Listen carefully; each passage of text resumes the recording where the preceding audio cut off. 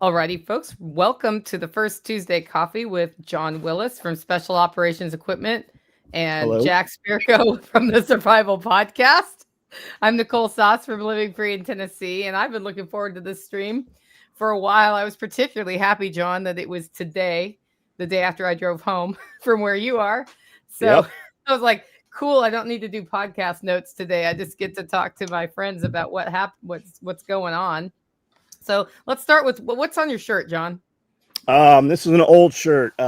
Nothing the government gives you is free. That's Oh odd. shit! It's the same one Jack's That's wearing. because it is old. It's not a new What? shirt we wear. Holy cow! I went for an old classic, just like the straight up SOE brand. Yep. Yeah. That's Cool. crazy, actually, because I just went through my closet today, yeah, that one will work for today. Yeah. I have them sitting on a sink in the bathroom, Yeah. and I just grabbed it because my other one I was changing out rodents yesterday, so I was completely just stinky. So this is what went on. All the audio people are like, what the hell's going on? Yeah. Carrie and I do that a lot too. I think last spring, 2 or 3 days at different events, we came across each other. It was the same SOE shirt when we walked out. But Amanda does it. Yeah. Amanda does it to me all the time. We look like a family reunion or something, so I carry an extra shirt all the time. You're not intending to match, but there it is. I thought women were the one that were sensitive to the same clothes, not men, John. Well, we'll show up in a place, and me and Amanda and Cody, and it'll look like a family reunion or something. Yeah. So, Yeah, Like a family portrait at a reunion where everybody's wearing a white T-shirt. And yeah. Yeah. That's a good one. That's the whitest white people shit ever. Well, I will admit I've not been paying attention to the world at all for the last 7.3 days. What's going on, guys? Anything worth talking about on this show? Chicago's mad at Trump. California's mad at Trump. Everyone's mad. Portland's mad. I saw that Portland was mad at Trump. Yeah, you're not spitting on federal agents anymore without repercussion, it seems. Oh. It has been one of my favorite pastimes to watch the FAFO in real time. It's been pretty cool. Do you see the dude getting hauled away on the cart? Yeah, and none of those are people that are actually combative, right? I mean, they're not used to it. They are used to being combative without, having any repercussions to it. There's definitely the look of, I have never faced a consequence in my life, and I do not understand what's happening now on the face of these people. One, when they're getting taken down, but especially when they get like when they really pull some bullshit and they get rocked and they take a crack to the mouth or something. Then did you see this? You can tell when a person actually has never been hit in their life and they're being hit for the first time ever. That's the look you get on these people's faces. Yep. I can't believe, they're indignant that they were hit. You just spit on a dude and he popped you in the face and you're shocked that you got. I don't know about you, John, but when I grew up, if somebody spit on somebody, the motherfucker that spit was getting hit. Even if it was yeah. If you did that to a teacher, you were getting your ass whipped. Oh, yes. Yeah, a lot of our teachers were like Vietnam vets and stuff. Yeah. There was no Gulf War I, guys. It was like dudes. We had a dude, his name was Mr. Rogers, and that's where the comparison between the real Mr. Rogers ended. This dude was like 300 pounds, and he was heavy, but he wasn't just fat heavy. He was just a big dude. He had forearms bigger than my biceps. And this kid, Chris, one day I don't remember what he's doing. He's just dicking off. And he didn't hit him, but he grabs this guy by the throat, puts his head up against the wall. He had hands like hams. He rears back and he slammed the brick wall behind Chris, right next to his head. And it sounded like somebody catapulted a ham against the wall. Yep. And you know what Chris did? Not a fucking thing from that point forward. He sat. I don't even remember what he did to cause it, but I know he did nothing after it. Yep. In shop class, they had this teacher's lounge area that had a little pond in it for the science teachers. And you could go back there and get some counseling every now and then. And it would happen, man. It would happen. Yep. That's a good name, Hilux Radio. I like that. Yeah, when I was in grade school, they hit you with a ruler in public, like in the government school. Yeah. We'd heard of it, but I never witnessed it. But Scully talks about Scully got a paddling from the principal once, and he had like a cabinet. Like this dude was like an S&M dude or something, because he had like all kinds of tools to whip your ass with. Yeah, we had the paddles with the holes drilled in them, so they would. It doesn't really do anything, but it makes an impact on an 8th grader. We actually had a dean one time that made a kid go to the shop and make his own paddle. That's awesome. Yeah, like go make a paddle. Man. And if you don't make it well enough, they make you make it again. Bad. That's like the thing. The old ladies used to send kids out to get a switch. Yep. Yeah. To get a switch. I by the way, I am not for hitting children. Right. I am for like them believing that it could happen. It did happen when I was in school, though. That was the thing. Oh, absolutely, it happened in school. Yeah. Like Jacksonville, Florida, in the 70s and 80s. Are you kidding me? No, that was. I saw kids get hit for like forgetting to put their name on their fucking paper, and that was way beyond what I think was acceptable. Way beyond. Well, I did hear some local news over the weekend, which is a thing about when you're not paying attention to news and you hear news. Oh. It's a very interesting story about like just to look at how that gets to you, which is it's a good lesson on when you stop listening to the news, how you'll still hear anything that's actually worth your attention. There was a shooting and death in my county here on Saturday night. And all the information that was available was officer-involved shooting, and both officers were alive. Okay. So with all of that information, can you guys guess what might have happened? I'm thinking 2 people shot each other and then the cop showed up. Something to that effect. Close. Police on, was it blue on blue? Nope. The 2 cops are alive, and the one person who is not alive is not a police officer. Okay, then the cop shot him. Yeah. So that's a statement. So they didn't let any information out on Saturday and Sunday. The sheriff said the 2 police were serving a warrant, and the person being served pulled a weapon, and that's what happened. Technically correct. It was an officer-involved shooting. Yes. And we will hear nothing for at least 6 more months at this point. It's mum's the word, but that was our big exciting event while I was out of town, apparently. Well, I'm glad that nobody we know was involved in that. Yes. Also, don't pull your weapon on a police officer. Don't pull your weapon on anybody, because if you pull your weapon on me, I'm going to shoot you. I mean, I'm probably going to, even if you get me, I'm probably going to get you as I go down. Like, yeah, don't point guns at people. Well, it's interesting to watch people who are not in some of our closer circles talk about what you just said. Mm-hmm. When something happens and they're like, don't come over here or I'll shoot you. And they go into this whole thing. Yeah. Right. And I look at that and I think, is it really worth shooting a person dead over your car? Even though you really like your car, like it is to save but I understand you like Val a lot. Very nice car. You've seen it. Still, it even has a name. You know, but then going out on the internet and threatening. No, I'm not going to do that. Whoever had to pull your weapon, that's all just out there. Oh, that's not good. No, look at the escalations just over the conversation, right? A guy says something and then he one-ups, and then it ends up in that over some nonsense. Yeah. And then if that person ever does use their weapon in self-defense, it's harder. I think it would be harder to prove it if they're bringing up all this posturing from the internet. But I tell guys pretty often when they say some silly shit like in a live, I'm like, delete that. There's still a record of it. But if you ever are involved in a shooting, and they will go find all that history of you talking about how you will shoot somebody in these circumstances, they're going to use that against you. Archive.org. Jack's like, and here's how they will find it. I had to mute out. I had a squadron of F-35s over the roof. It literally hurt my ears. It was that loud. So I was muted out while that was going on. Yeah. Archive.org doesn't forget, even when a very high paid PR firm has been employed to take all of the bad things that you were involved in off the internet. Yeah. And if you're well known enough to have haters, you're right. You know, if you're known enough to have haters, I promise you, somewhere on some dweeb's freaking hard drive in a folder that says your name, there's screenshots of all the shit you ever said. If you're absolutely nobody, that may not be the case. But even with archive not being there or the government not being there, if you're well known enough that somebody hates you, I guarantee you what you say has been cataloged. Yep.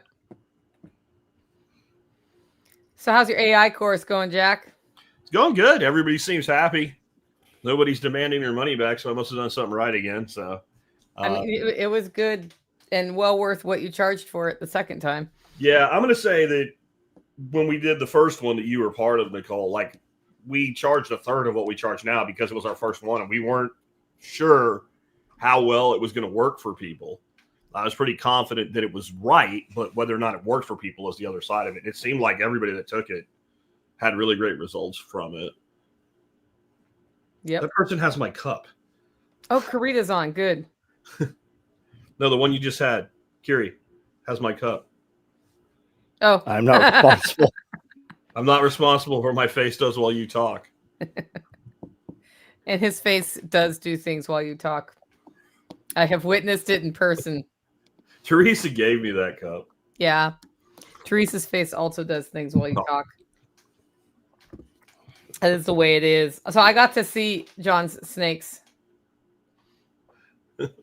Finally. There's no good way to say that without that sounding wrong, but yeah. It's okay because you put an S on the end. I did. If you had said snakes, then that would have been, yeah. It's a good thing he has more than one snake. I even got snake farm. I was this close to doing a hey baby. Hey baby. Can I see your snake? You want to see the snake? Yeah. Hey baby, you want to see John's snake? It's really big. It was really big. He has lavender retic or some shit. Yeah. Do you have any dwarf retics or berms, John, or are they just regulars? No, I don't have any dwarf. No, we're doing big stuff. You know what this is really, guys? I'll tell you what he's really doing. When the apocalypse comes, he's going to be like, snake steaks, man. And if we have to. Wait, this is wrong because I'm having a total freaking survival moment here thinking about snakes as a survival food. While food's plentiful, you can feed the shit out of them, right? And you can grow these huge ass, like just chop steak, chop steak, chop steak. Now, here's where it gets cool. You know this. You could have like an 18-foot berm and not feed that motherfucker for 3 months, and it's fine, and it will barely lose weight. Yep. What? Wait a minute here. Like, and all you have to do is keep it from freezing. Like, it can handle heat. It'll slow down when it gets cold. It'll actually live longer in the cold, as long as it's not too cold. We could have meat for years with a snake. You absolutely could. And compost to keep it warm. Plus, I have all those. I have all those hairless squirrels in all those trays that we breed. Hairless squirrels? Yeah, the rat farm. Rats? No, we just have real rats. Oh, okay. But they have no hair on the tails, right? When we singe them, we'll just sell them and tell people they're squirrels. String tail squirrels. That's right. I mean, I would eat a rat if I was hungry. Yeah, I would too. There's just not much on a rat. No. Yep. Oh, there goes my backlight. There was a documentary I watched when I was a kid in the 80s, back when they actually put documentaries on regular TV. Oh, hey, baby, want to eat it was snake?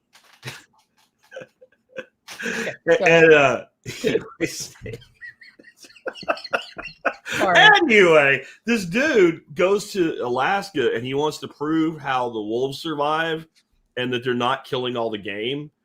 And he comes up with a theory that mostly they eat the game that's lame and going to die anyway and shit, or they're living on rats and mice and shit, right? So the people that he's reporting to are like, no, the animal's too big. It can't live. So he fucking lives on rats and saltine crackers for like 3 months to prove. And like, he's got like a whole mouse. And like, this is not like Hollywood shit. This is documentary. And like, he's got this whole mouse roasted and the fur burned off of it between 2 saltine fucking crackers. And he's eating it head, brains, guts, and all. And his assertion was, you have to eat it that way to prove that it's nutritionally viable, because that's how the wolves eat it. And he came to this theory because he sat and he was like, he counted like this one wolf ate like 27 mice in like 30 minutes. Like they would just run around and like. So he proved it out? He proved it out, and there's a point where he finally like sees these wolves converging in and they're killing a caribou, and he goes up and he chases them off it, and they're fucking trying to kill his ass and shit. but he gets in and he finds like this like huge cancerous thing in one of the bones of the caribou, and then he lets them have it. And he's like, see, like they go after, like they will kill a totally healthy animal, but they will always go after the weak, the slow first. Did you see the most recent wolf research in Yellowstone a few months ago? No. Oh, They yeah. involve a bunch of cowboys with brands on them. No, dude dressed up in a furry costume, and the Rangers let him go out there amongst the fucking wolf pack, and they mauled the shit out of him. They messed the dude up. The Rangers had to rescue the dude. You think? Yeah. What? Yeah. There's a whole video of it, man. The dude's out there and they tear this thing up. Was it because he's crazy or he was trying to prove something? Yes. Yeah. I mean, crazy people can try to prove things. He did have a furry costume. Oh, that reminds me. I just got out of ex-prison. I went to ex-prison for a week. Oh. Because of a furry. What happened? Because of a furry. So somebody posted the video, you might have seen it, and it's a furry at like a furry convention. Dressed as a dog furry. And it's got a leash around its neck. And the furry partner, who's not a furry, is dragging the furry, who's like flailing around like a dog throwing a tantrum and being drugged down the hallway.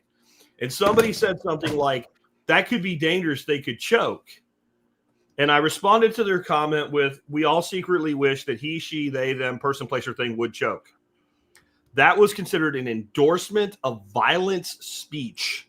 I thought that was over with on X. I'm going to tell you that right now, Facebook is censoring less than X is. Yeah. Which At is this crazy. moment. At the moment, yeah. Like your mileage may vary. But I tell people to fuck off all the time on Facebook and nothing happens. Yeah, Instagram makes me edit my comment. What's that? YouTube does the same thing. Yeah, like, we think your comment may violate our terms of services. And if you say do it anyway, then they fucking ban you for a week. Yep. So YouTube did not pull me offline because I deleted the video I streamed that talked about the stick, the disease behind it, alternative ways to treat cancer involving plants, and a whole bunch of other things.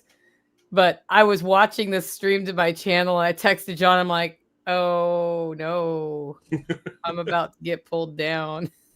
Did you? Yeah, we got. No. He's like, delete that video, Nicole. I did.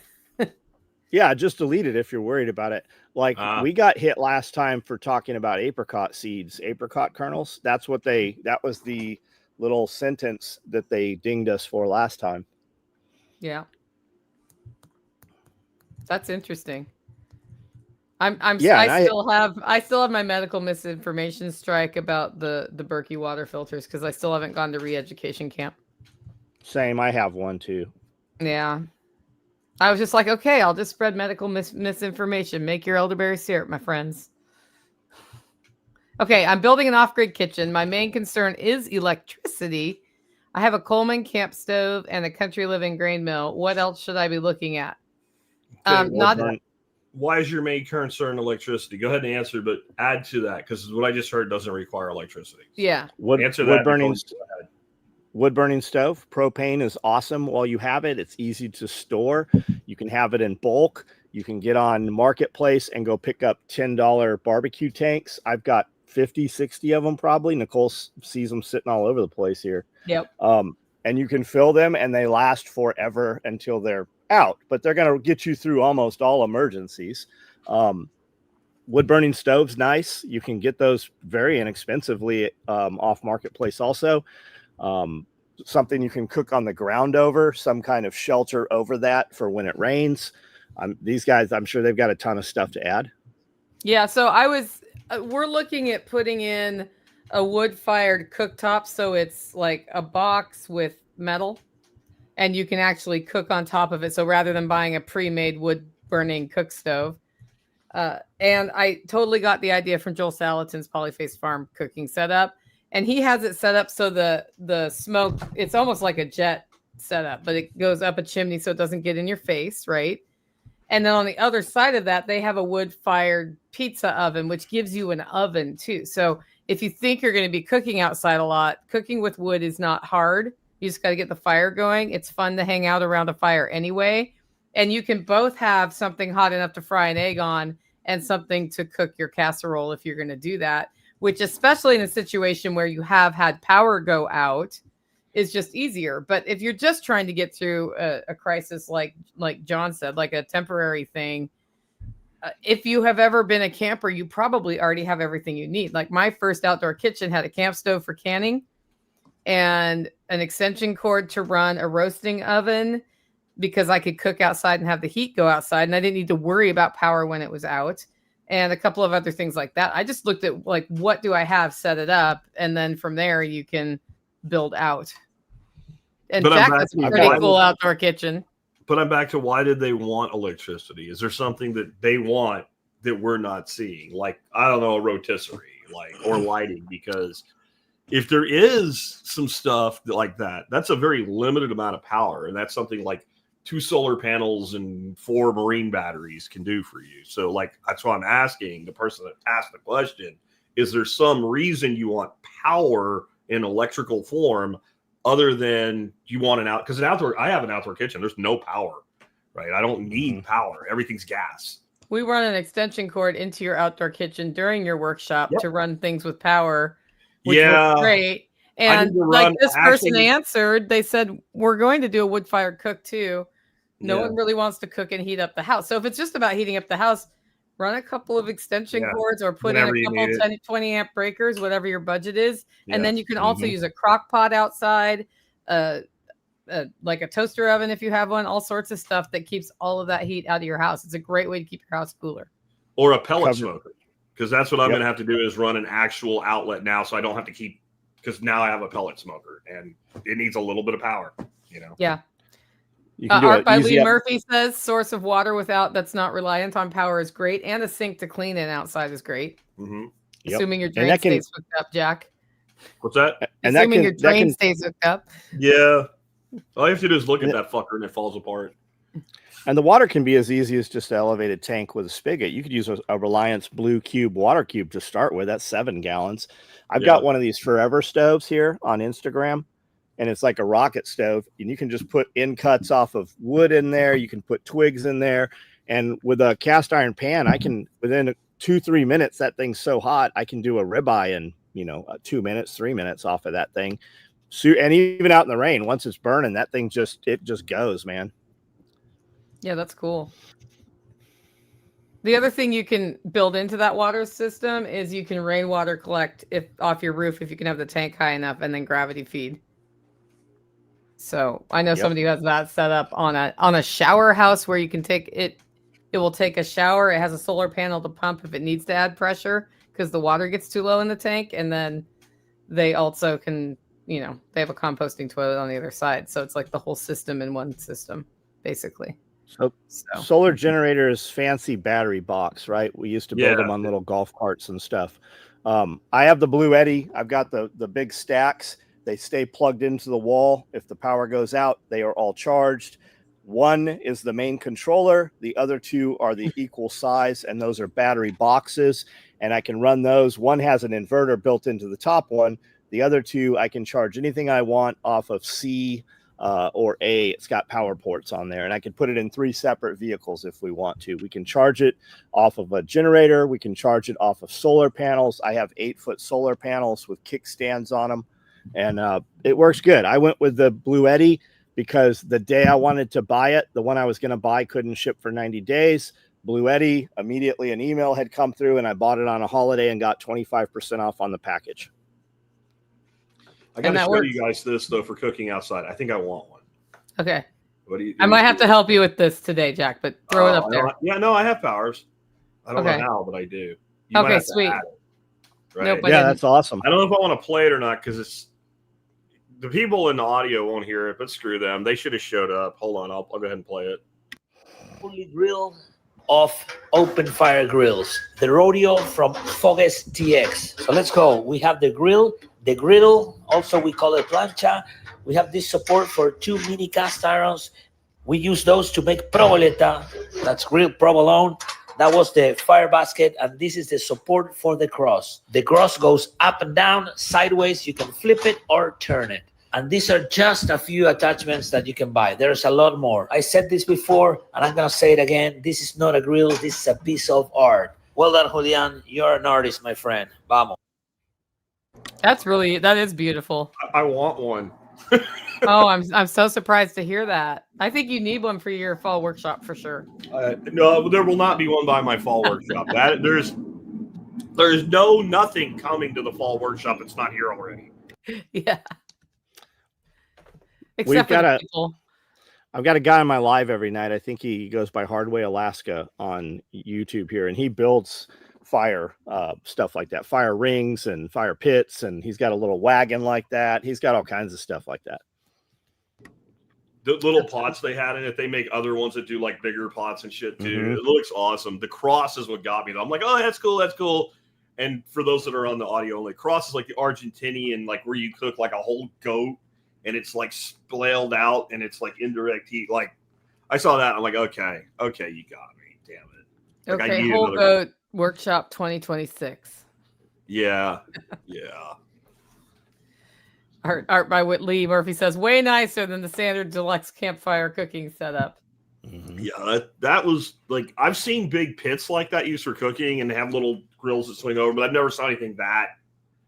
But that's brilliant from a business standpoint because you sell the thing and then you can drip market accessories onto your customer for like years until they buy all the accessories.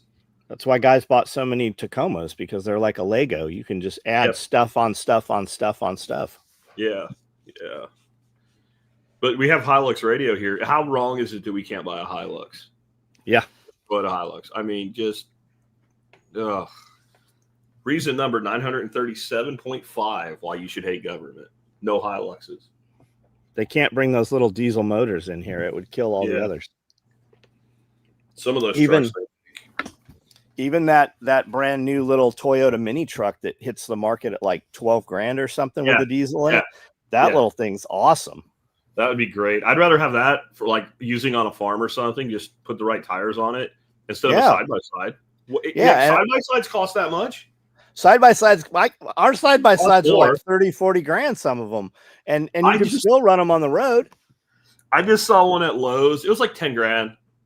It was all right for 10. The price itself, but they had a thing for financing on it. 10.99% financing. Yep. Freaking 84 months. Yep. 84 months on a side-by-side. Anybody's ever owned or used one of those, the fucking things break. Like, that's the one they break. That's why I'd rather have a little pickup. There was a dude down south here that ran a pig hunting thing where they trap the pigs and bring them in. He had like 1,000 acres. And all his vehicles were old Bronco 2s. With the roof just cut off with a torch. And those things were, they made those back in the early 80s, late 70s. And all of them just ran. No matter what he did to him, he just ran. He's like, we just change the oil like once every 6 months. That's cool. That's the kind of thing I like to have in my life right there. Because I'm a master at breaking things if it can be broken, as Jack knows. Yeah, you are. I am. Like, I should be paid for product testing for people who actually want their stuff to work, because I can find new and creative ways to break things. She breaks coffee grinders, Subarus. Like, nobody breaks a Subaru. Well, my third Subaru that hasn't been killed yet is not dead, but I can't promise anything. Your current Subaru is okay? Yeah. Okay. When did you get it? Earlier this year, but it wasn't new. It's used. So I'm just going to say a Subaru in Nicole's hands has a life expectancy far less than an average dog. What's that? That's true. Far less than a dog. The life expectancy of her Subarus is less than that of a dog. What's Sunny have? That's a Subaru, isn't it? Well, Subarus are great. It's just when she touches them. No, I just blow them up. Sunny's it's really nice. Yeah. He's got a brand new one. Yeah. So what I think breaks my Subarus, besides the one where I just hauled too heavy of a trailer all the way across the country, including over the Rockies. Yeah. That was my bad. Yeah. But is also my road. So they're like all-wheel drive, but they can't handle this all the time. Yeah. I think all of that shaking gets to them. That's my theory, even though it's supposed to be, because my Toyota truck is fine. Yeah. Like nope. Like the worst problem I have is a sensor or something from time to time, and I'm sure there'll be other things. But yeah, no, my Subaru that I bought, I've already had to have the muffler repaired, and I think it was from the shaking. Ironically, Jettas can handle that like crazy because where we lived in Arkansas, it was like that every day. My road there, it wasn't narrow like yours where you're afraid to die, but as far as wear and tear on the vehicle, it was 10 times worse. You're just not sure Nicole's road. You might leave Nicole's road, but when you come back, the road might not all be there. That's the problem with Nicole's road. It's not that it's rough; it's that it doesn't exist in places, or there's like half-mile stretches where there is no room for two vehicles to pass each other. Yeah, and there's no place to turn off, and then you're driving a truck pulling a trailer, and guess what's coming the other way? A truck pulling a trailer. And when you go the other way, wins. And when you go the other way, there might be 3 or 4 feet of water coming through there.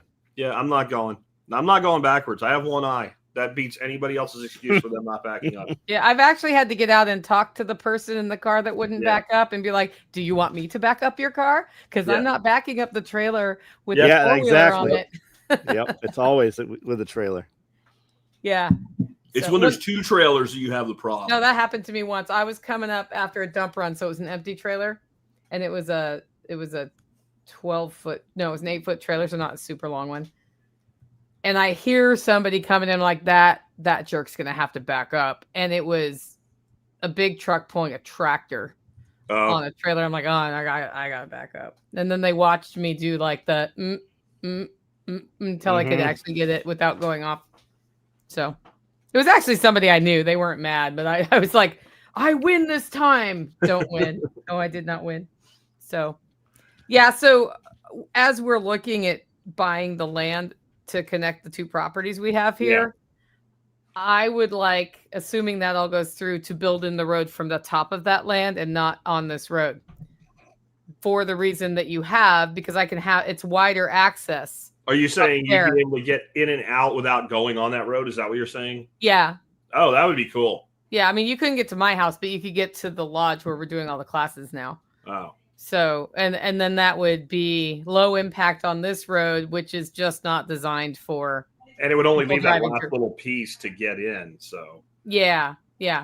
So, it's and the like there used to be a farm road there to in from the top, so it would totally work. So, but that's assuming we actually ever get the paperwork done on the sale of that piece of property. So, and Bob Lester's 100%. Short trailers are way harder to back than long ones. Yes.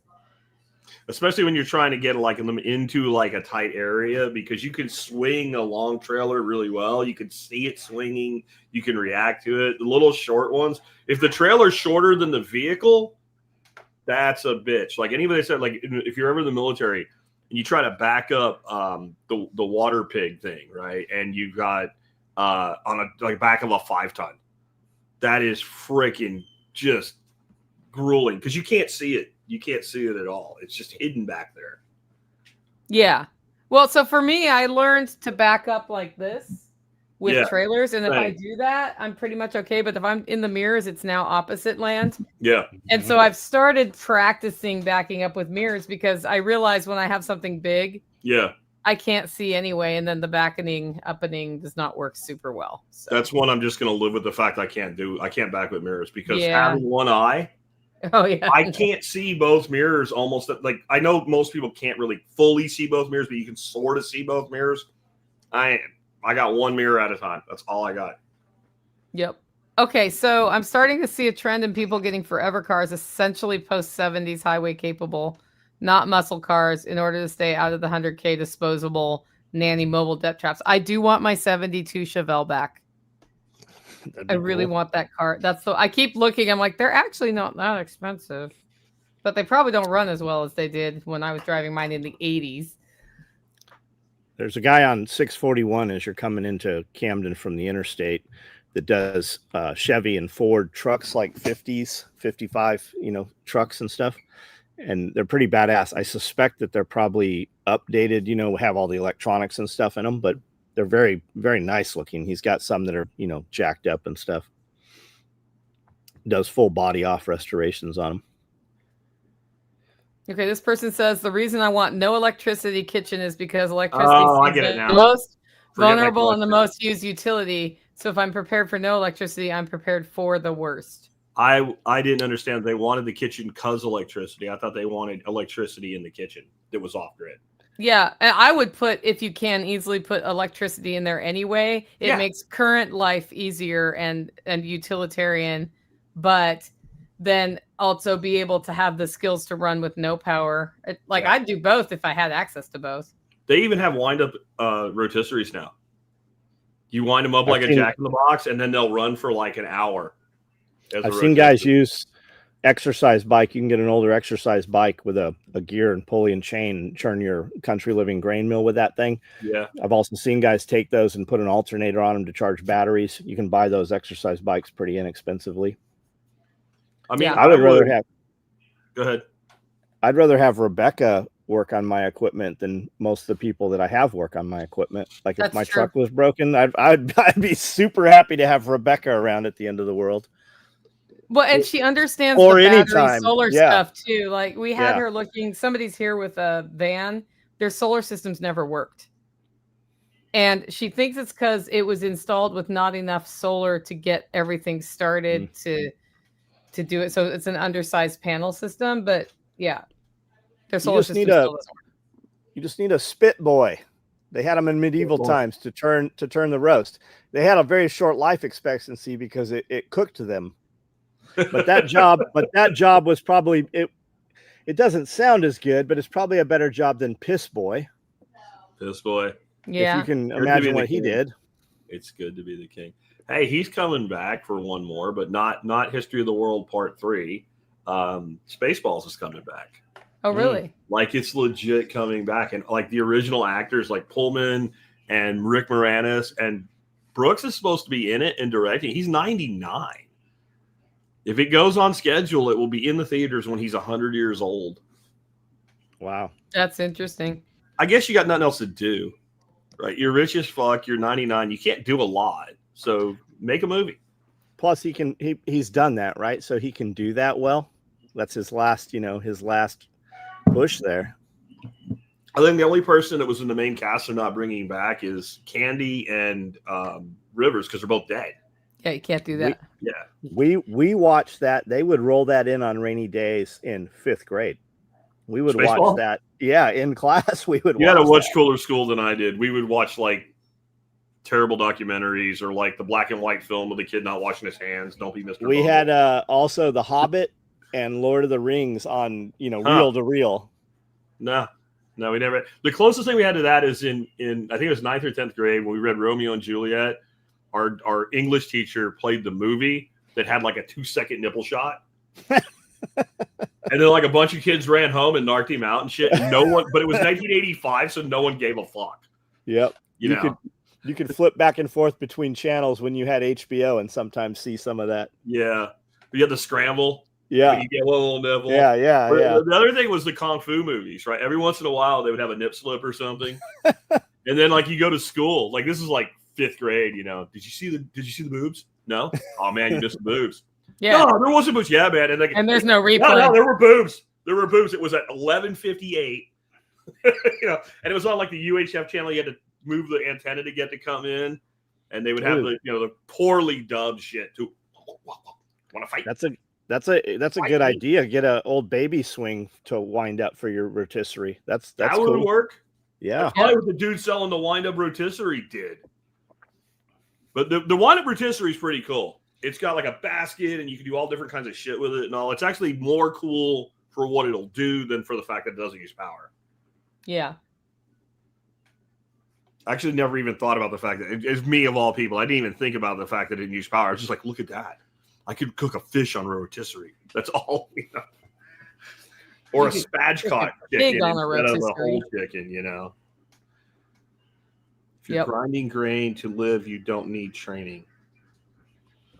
Yep. And no matter how good that grain mill is, it does not make the flour that you are accustomed to using. That General Electric for $250 makes flour like you were used to using. So really? Use that normal. Know how to use that country living grain mill. I've got 2 of them. Get the extension arm, get the bean auger, and play with that thing. Also, a solar oven. like watching Grumpy Acres, man, she cooks all kinds of stuff in that solar oven. Seeing her do those at the shows, that's pretty impressive too. I have one of those and I've never used it. I bartered mine, but it was pretty cool. What it was really good at is cooking cuts of meat that you would do low and slow. Yeah. Like pork roast. I did like pork and apples in it all the time, and it came out perfect. Yeah, we've seen her throw, chicken, potatoes, celery, carrots, and man, we've seen her do bread in it. Yeah, the thing about bread and stuff like that, you have to pay attention. Like the slow cooked meat, you just leave it there, and nothing's gonna happen. But I'm only laughing because I understand the pay attention part of those long-term projects. When you're like, I'll just go do this, and you're like, I have a hard time paying attention to like the space in front of me, let alone like corn muffins. Like the thing about the oven is you set exact temperature, you set a timer, and like then you're fucking off. It goes beep beep beep beep. You're like, what? Oh yeah, right. Oh, That's yeah, why you always set it for a minute earlier so that you have a minute to like. What? You need a. Why is the thing yelling at me? with your off-grid kitchen, you need a wind-up timer. A 60-minute timer that tick tick tick tick. Yeah. Yeah, the little egg timer. Yep. Yeah. Yeah. I've done biscuits on the flat top. That's pretty cool. You really have to pay attention though, because they will start to burn on you pretty quick. But if you take a trivet and then you set them on the trivet so they're not in direct contact and you put a cover on them, you have to flip them about 3 times. But you can make a really good biscuit on a flat top. So get a flat top. Flat tops are solar great. oven I want a bigger flat top though, long term. Yeah. Nighthawk keeps sending me links to used ones on Facebook, and I'm like, no, I don't want to drive there. No, I don't want to drive there. I got a new. By the time I drive there, I can buy a new one. So I got a new cooking hack. What's that? You get a bunch of steaks, right? And you sous vide them right away. You season them how you want them. You sous vide them to the temperature of everybody's liking, and you label them. Like Jack's steak, 135. Dorothy's steak, ruined, 155. And you vacuum seal and throw them in the freezer. Yeah. And then when you're going to cook, all you do is just bring the temperature of the steak up to serving temperature. And everybody's steak is perfect. And nobody bitches. Yeah. Smart. Pat EMT, I'm not sure where you're at with the glass insulators, but I see them very frequently if you look at antiques or just put in insulators on Marketplace. And I see those all the time. You'll see a 55-gallon drum full of those glass insulators at antique stores very frequently. Those things used to be everywhere. We used to just pick them up and throw them and shoot them and shit. We were stupid. My buddy works on the railroad, and he just picked them up just out when the train is stopped because they've cut all those old lines down. They don't use that old stuff anymore, so they're still sitting there. The place we used to hang out where kids was coal mine area, and like all the mines had power run to them. And then when the mines were abandoned back in like the 30s and 40s, they just left everything and like this shit just laying. Well, I don't know what is now. That's 40 years ago. There's stuff laying everywhere like that. We used to find all kinds of things people collect now, and we didn't give a shit about it. Like the antique bottles, like the medicine bottles and shit. That shit, every old homestead in Pennsylvania had that shit everywhere. Now people are like digging up old outhouse pits to find it, and you're like, man, I'm stupid. I had glass Clorox bottles. Brown glass Clorox bottles. I had about 100 of those things. I think my old man just whipped them out when I went to the Army.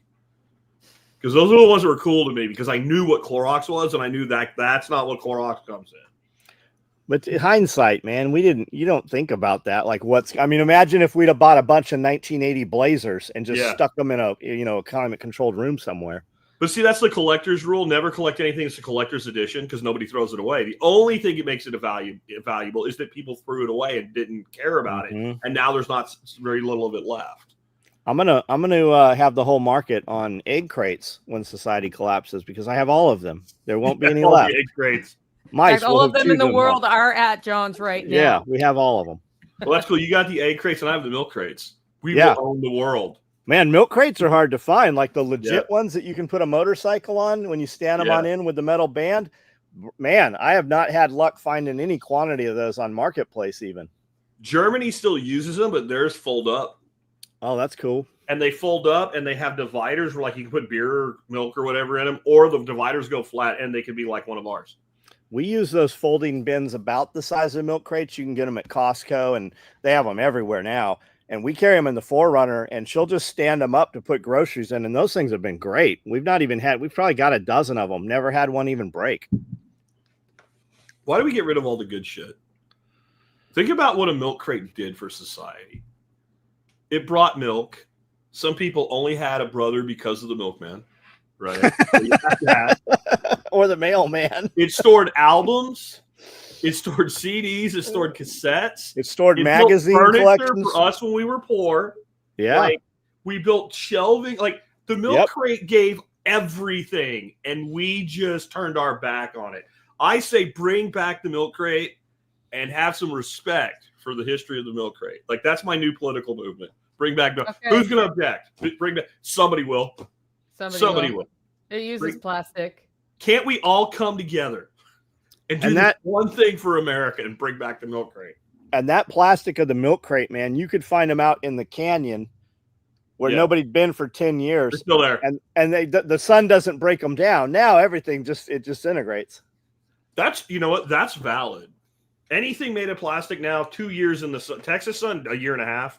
Yep. If we have white PVC that's exposed here, yep, it literally turns black after a season in the sun. It literally starts to burn in the sun. So we have to spray paint, or like the other thing I'll do is when I have a stand up and it's like 1/2 inch, I take a piece of 1 inch and cut it to the length of the exposed pipe and put it over it. It does two things. It protects it from the sun, and it protects it from a wife with a weed eater.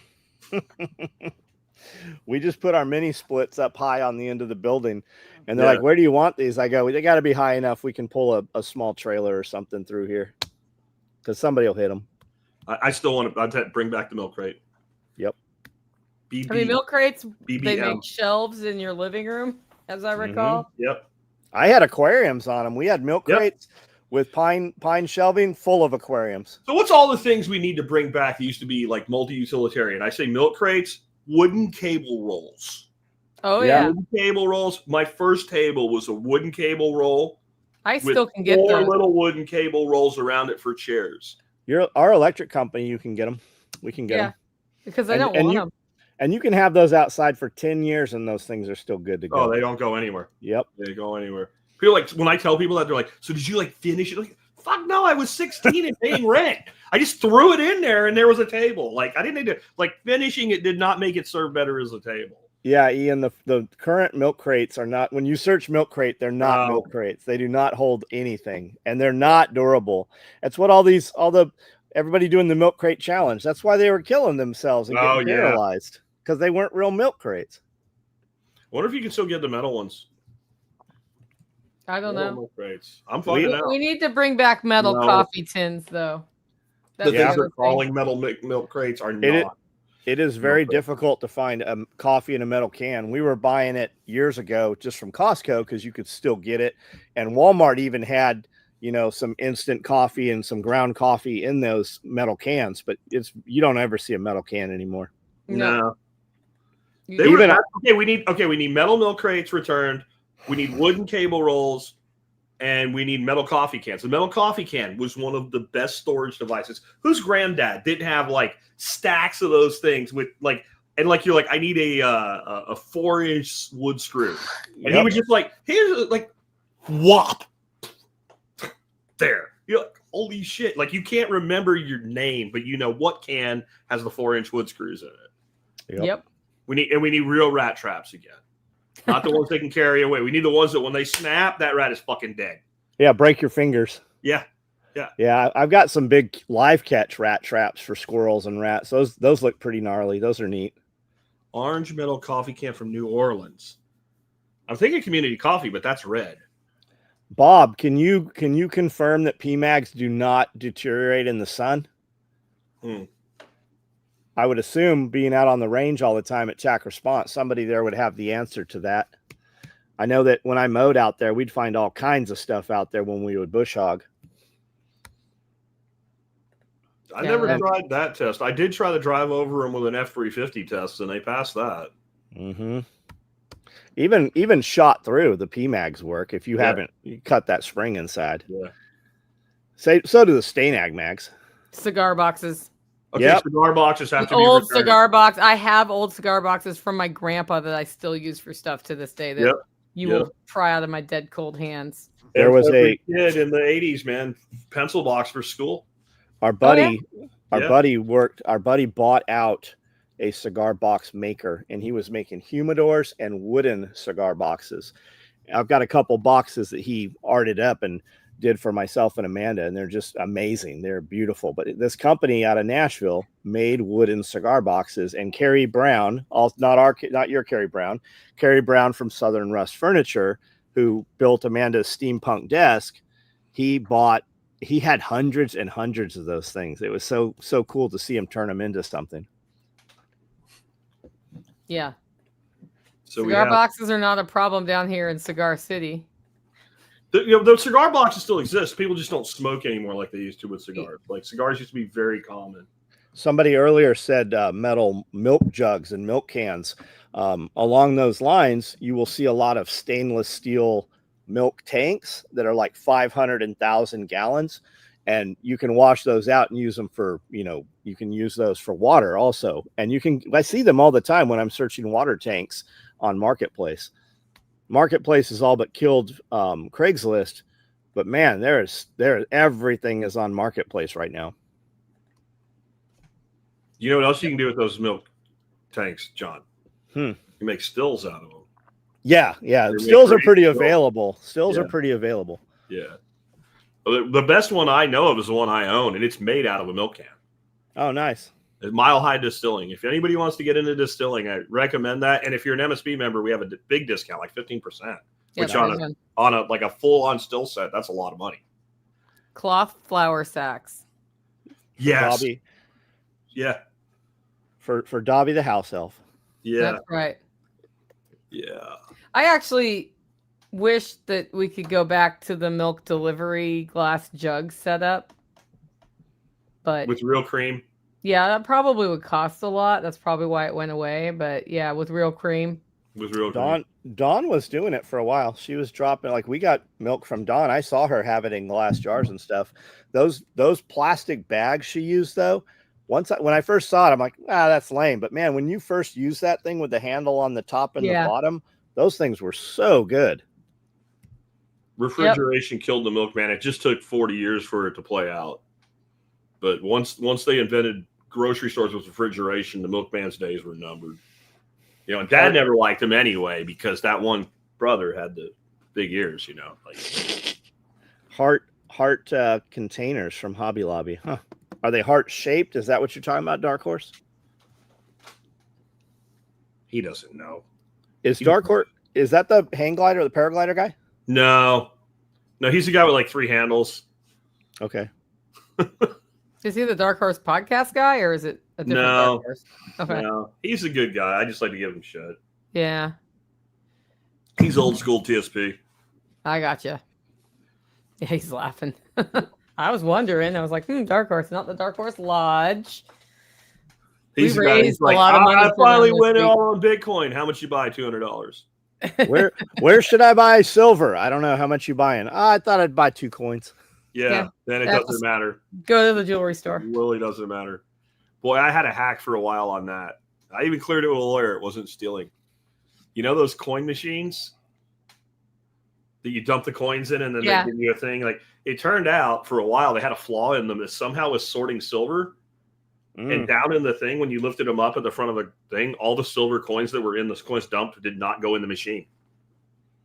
Because it's a different weight, probably. Yeah, something. They wouldn't go through the sorter, and you'd open them up and find a handful of silver, like dimes and quarters and shit, in almost every single one of them. You're not stealing it. It's outside the store. It was left and given away. The store didn't pay for it. Because since it didn't go in, it didn't get counted, so the store didn't pay for it. So the store doesn't own it. It's like picking them up off the ground. Oh. But they fixed it. But I'm sure they did. It doesn't work anymore. This was like pre-TSP. That's how old this was. It's like, and there's probably not that much of it left now, But you're going back like in the late 90s. You could do that. Like all the coin machines, the first generation of them, they sorted them out. Well, that's handy. Yeah, I don't know. Like I said, I don't know if any of them are out there that still work, but I have not found any in there. It's just like check. Remember when back in we used to have payphones?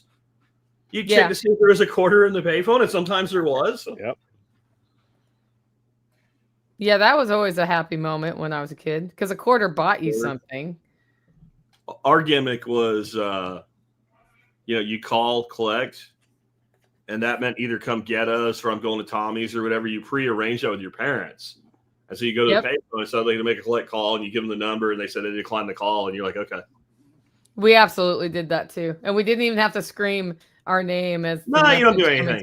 You just knew that a collect call from, Jack Jr. No, we're not going to take that call. Click. What's going on? Oh, he's going to the football game now. For a quarter. For a fucking quarter, man. Yep. But a quarter was a lot of money back then.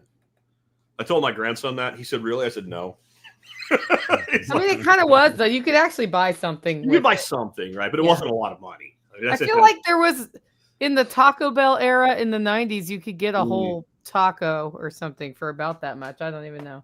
I remember being able to get this bag of shit from Taco Bell. It was like an ass load of food for $4.99. I had worked out the menu back when I was broke, and like when you started looking at Clown Car, how much food came out of that bag for $5 was pretty crazy. We went to. I remember 3 Jack in the Box tacos for $1. That's getting close to a quarter. Yeah, the super tacos. I loved those things. I'll still go if I ever see a Taco Bell. We'll stop and get a couple of them. I got a Whopper with cheese.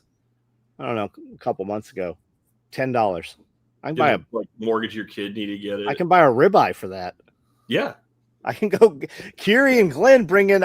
They get them at Cash Saver here. They bring in this whole ribeye roll. Yeah. And cut them, and we eat ribeye for a week and a half every night.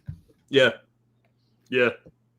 And then you're about $10 a steak. Because if you go buy that ribeye at the store, it's $16-18. But and they cut them so thick, like you can leave half of it for breakfast the next morning.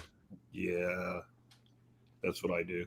I just get the whole. I like my ribeyes to be like 1.25 pounds, and then I'm gonna leave like a third of it, and then in the morning you slice it super thin and don't heat it up. That's glory for breakfast, because if you heat it up, it will never stay that. Got it.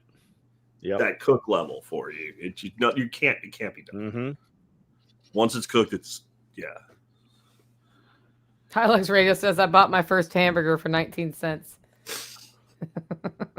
Did you gladly pay for it on Tuesday for one today? There's like 1% of the audience even gets that.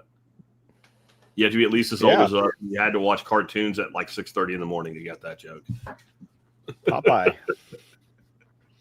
Look at Nicole. No, somebody sent me a picture. I have baby ducks.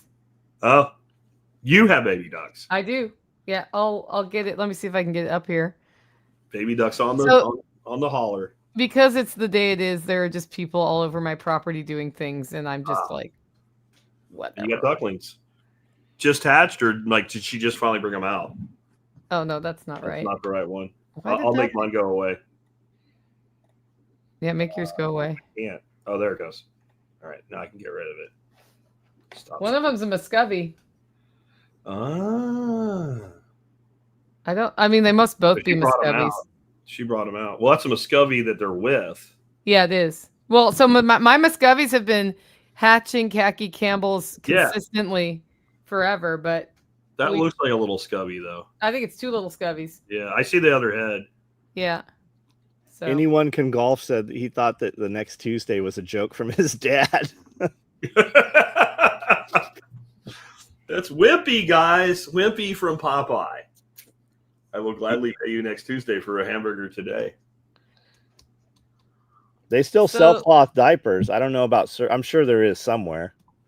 Oh, there's cloth. There are. No, there totally are. It's a thing because people want that instead of plastic on their baby's bottoms. Yeah. But he's talking about a service where they pick up your dirty ones. Yeah. You have a diaper pail and you stick it out. And they I believe it costs more than buying disposable diapers, but that's totally a thing. Yeah, I would charge more than the cost of disposable diapers. Yeah, wash your kids' shit. No. Yeah.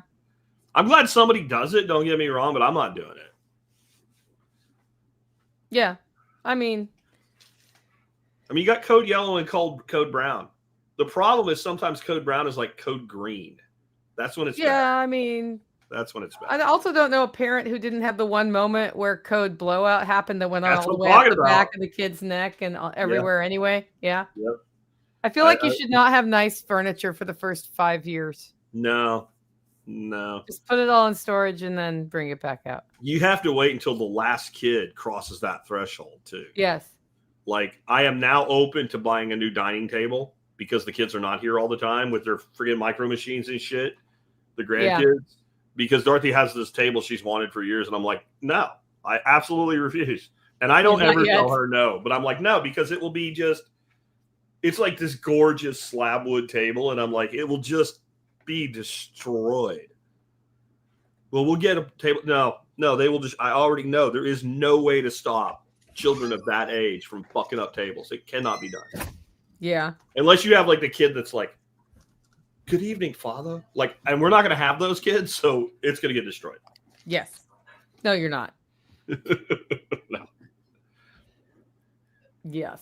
All right, what else are we bringing back? We got to make this list complete. Like, what else are we bringing back that was not used for its original intended purpose, that was multifunction, that they stole from us? Like the garbage thing. I don't know. We can talk about something else while they figure it out. That's your job, guys. Yeah, that is now your job. Things. It's funny because I probably have things around that are this thing. Are those things. So I know that my grandma gave me a 7-Up bottle. Yeah. With the lid on it that they had, like a screw top lid that they had poked holes in for a salt shaker. But I don't. You can make that if you want to, though. But yeah, I'm with you. Like, that was the thing about our grandparents, right? Like, they didn't throw shit away. They didn't throw anything away. They saved everything. Every jar got saved and used for something. Everybody had a grandpa, at least it's all right, that had the baby food jars. And you take, like, a cabinet, and then you screw the lids up into the cabinet, and then all your little parts and pieces go in. And then you can see in the jar, and they're held up off of the workbench, and you unscrew them. Like, but I guess you could still do that. So some of it's on us. We're not using the resource anymore. Yeah. Humble Mechanic is trolling me today. He says, wait, did Nicole say she wants them to bring back metal toffee tins? If only she could influence that. If only she could. But metal tins don't ship well. Oh, yeah, they do. Space-wise. Because they're round. And when they go, like, in a box, there's wasted space. For your the corners, but when you think about the size of your average metal coffee tin, unless you're doing the gallon ones, which doesn't make sense for shipping. Yeah. I know what you should do. You should make an expensive metal tin. You sell it empty. And when people get their bag, they just dump it in the tin. But isn't the purpose of a metal tin to step back from plastic? Yes. And to have a reusable, cool looking tin that reminds you of your brand. You have a metal bag, so... I mean, there's plastic in that bag. Shh, don't tell them that. I know. They know it, though. People who buy my coffee are not stupid. Yeah. That has not been their MO. No, you don't want stupid customers. We did come to a K-Cup crisis point because my Colombian organic beans, which I pre-ordered in June, did not arrive for 2 more months after when they were supposed to arrive. Where...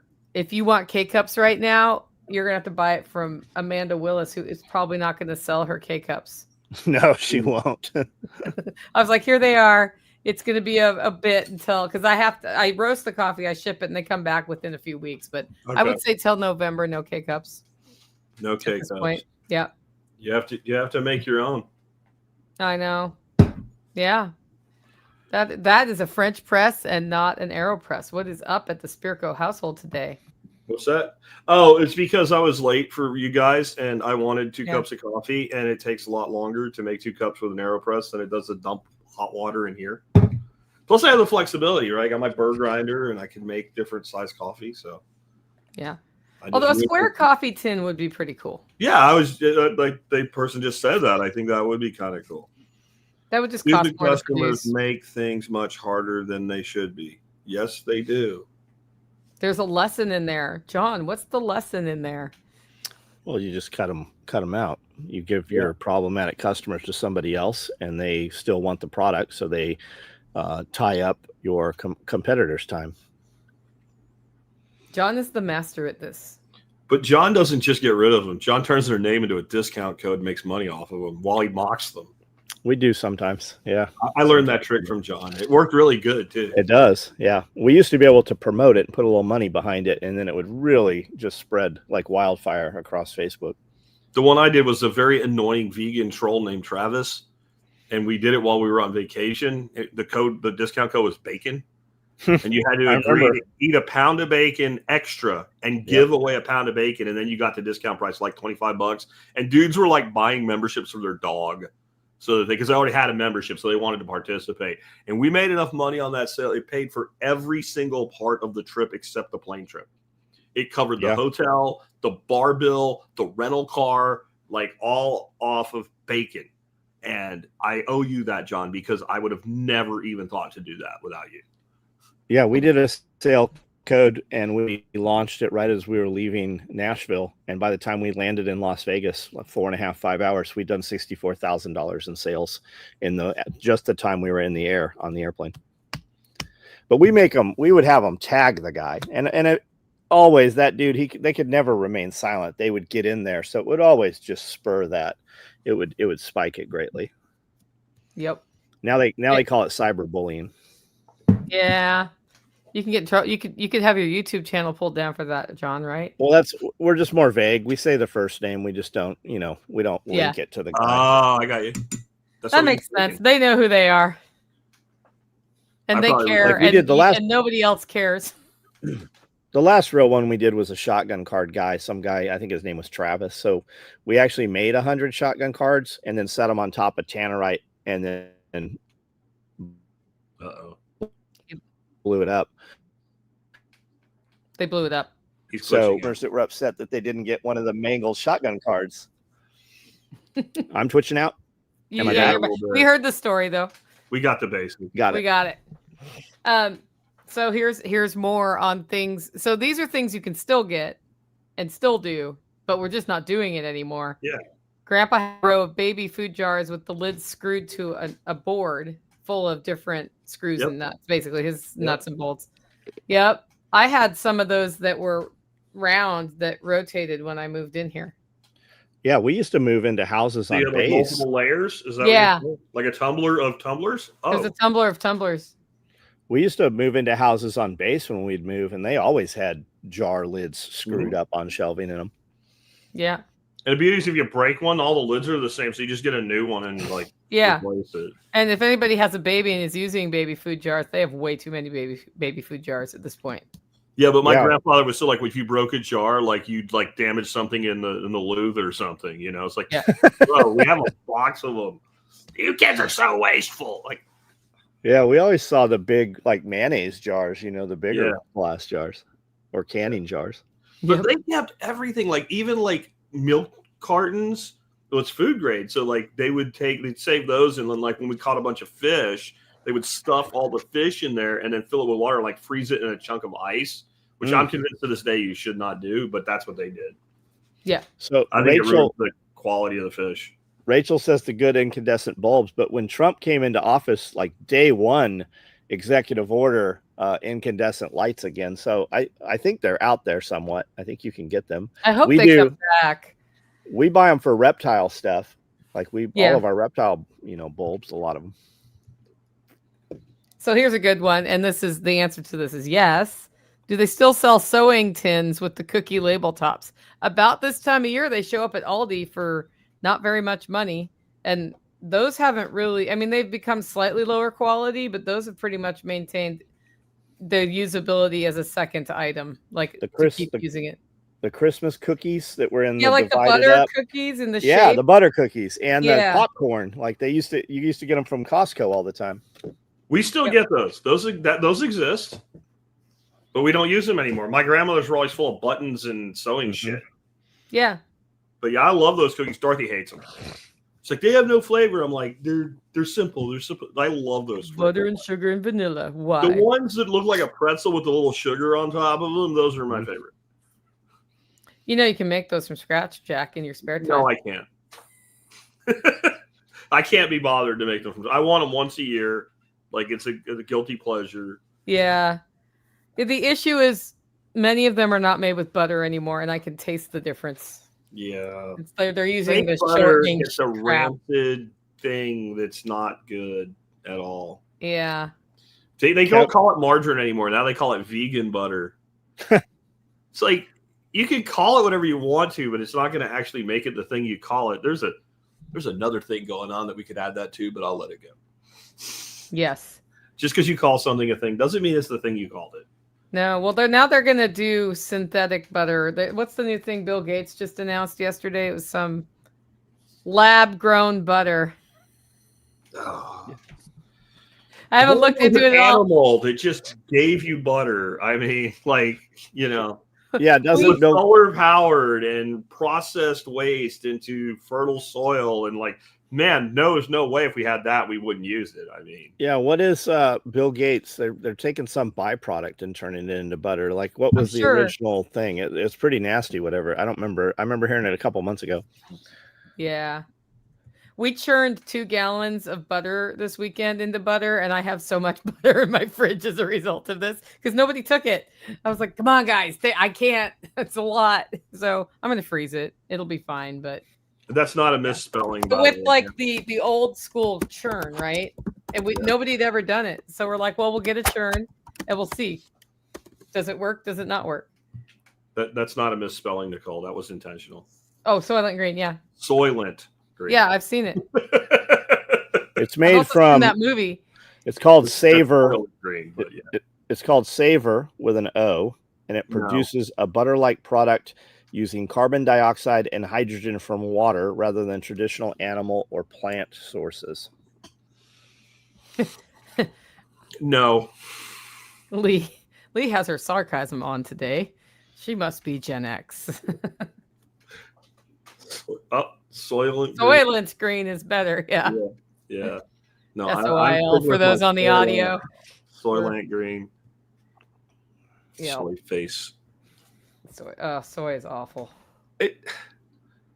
You can't explain away the way that young men act today without acknowledging what soy does. And you can look at a person and go, yep, soy boy. And you could say that I'm wrong, but I'm not, because I have pictures to prove you wrong. Right? Like, see?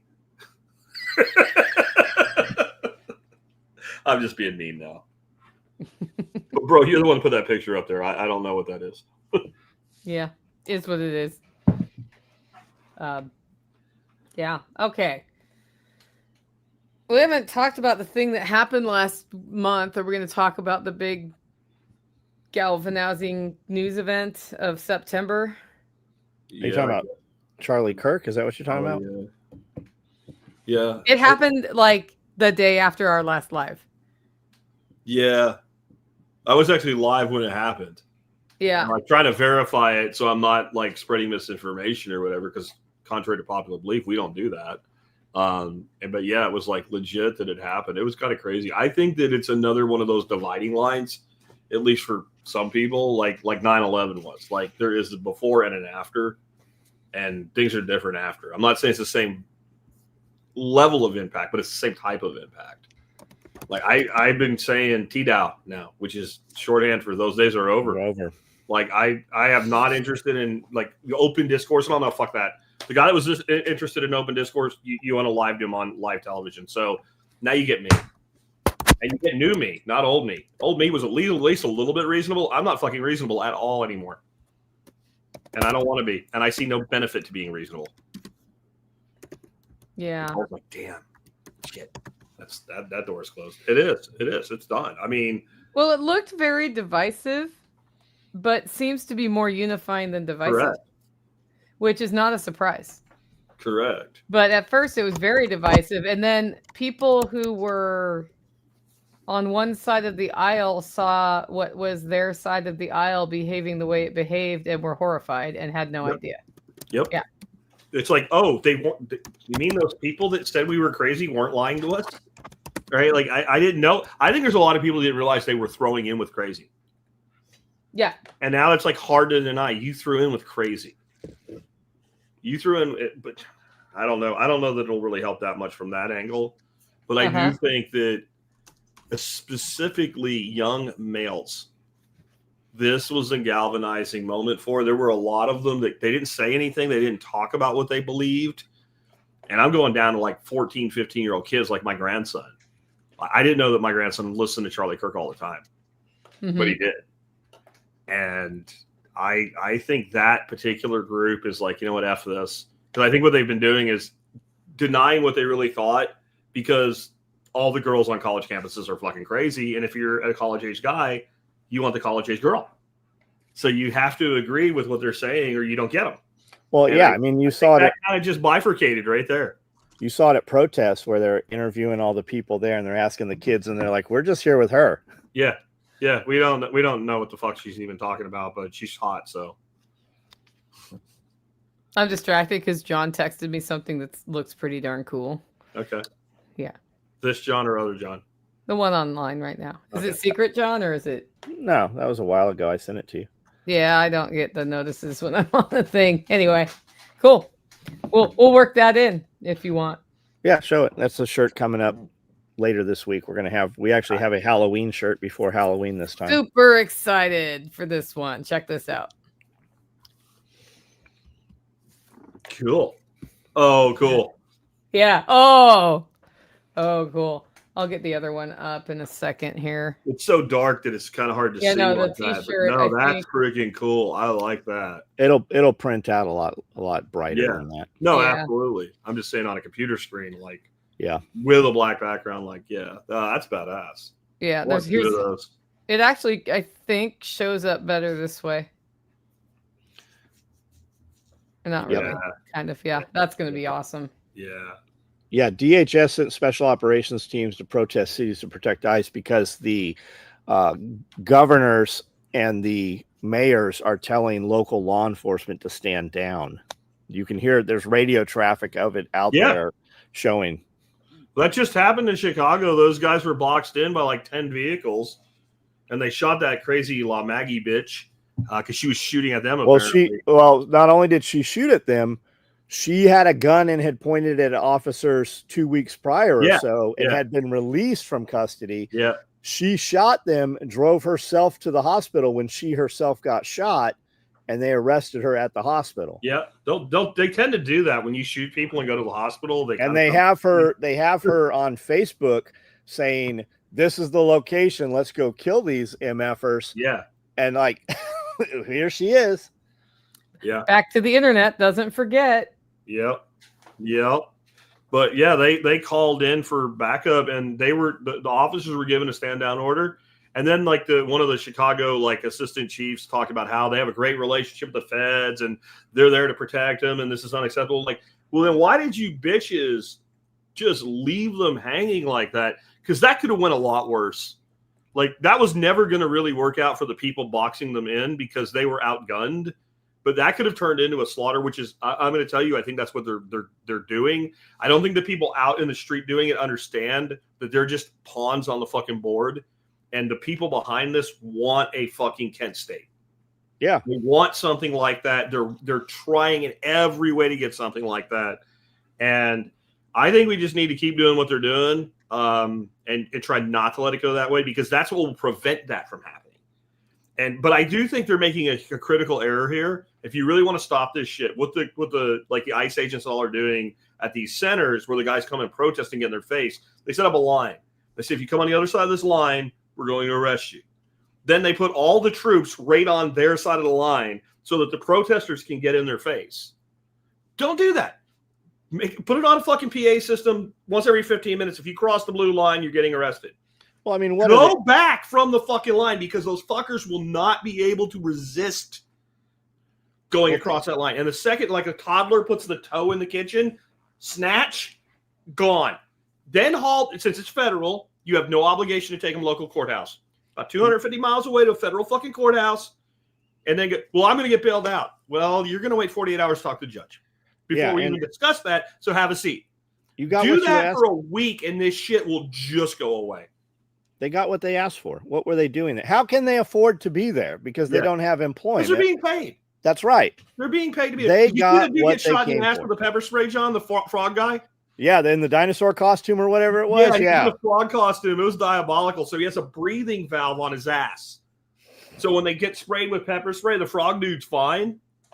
So the DHS agent goes behind him and sprays the fucking pepper spray right in the valve. And if the frog guy supposedly said, "Oh, I didn't do anything." No, we all know that's a lie. Anybody that's ever had overspray knows that's not how that works. Yeah, we have one of those costumes. It's a fan that actually pushes in to inflate the costume. Oh, that's even better. Yeah. Yep. I'm just going to go out and say this again. If you do not have a big jug of pepper spray, more than one, in all your vehicles, you are wrong with what's going on right now.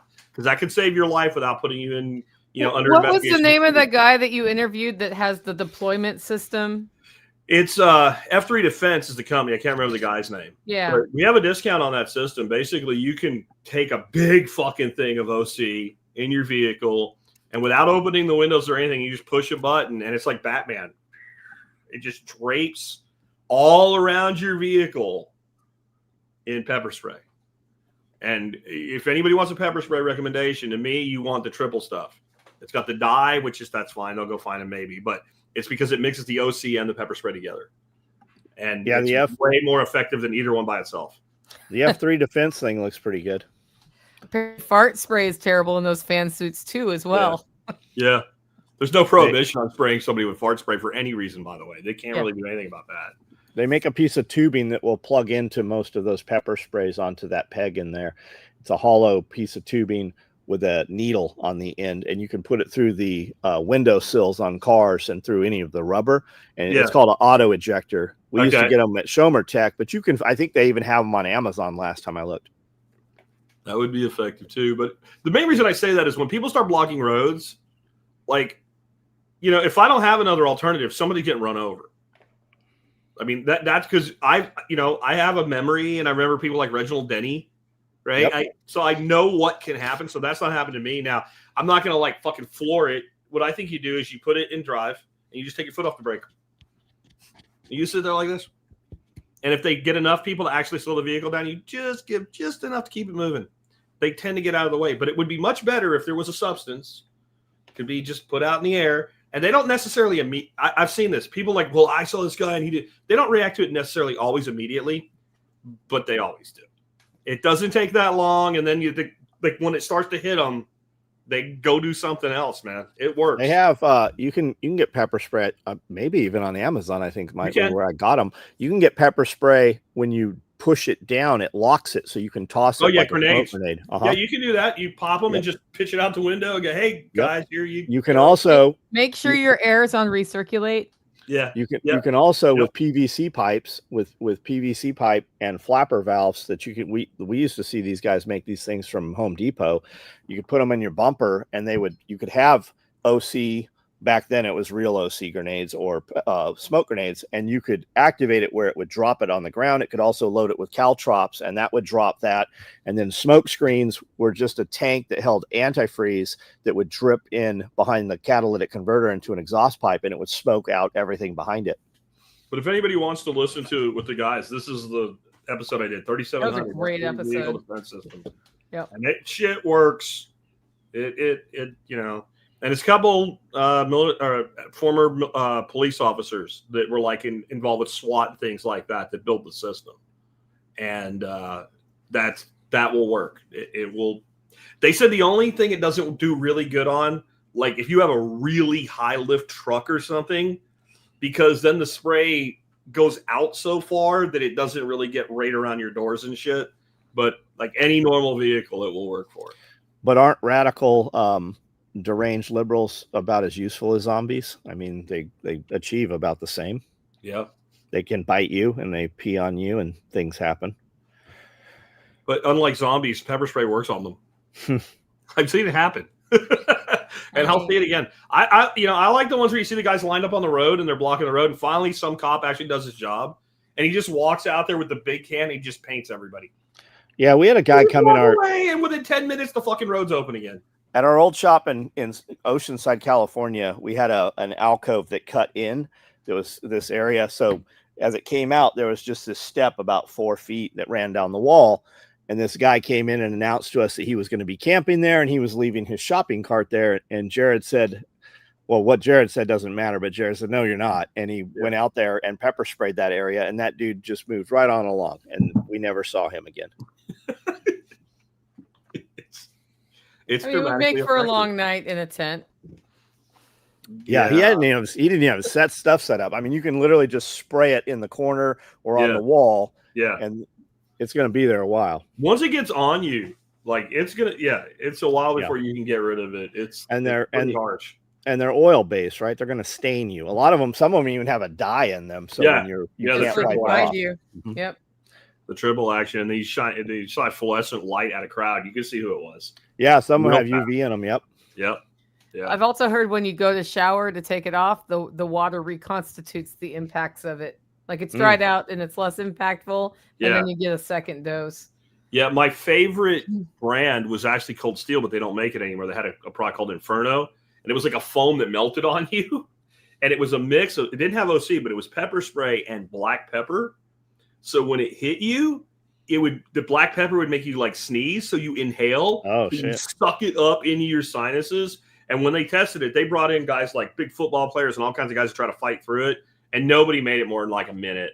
And they had multiple tubs of water for what Nicole just said. Because when you go in the first tub, now you're like making pepper spray soup.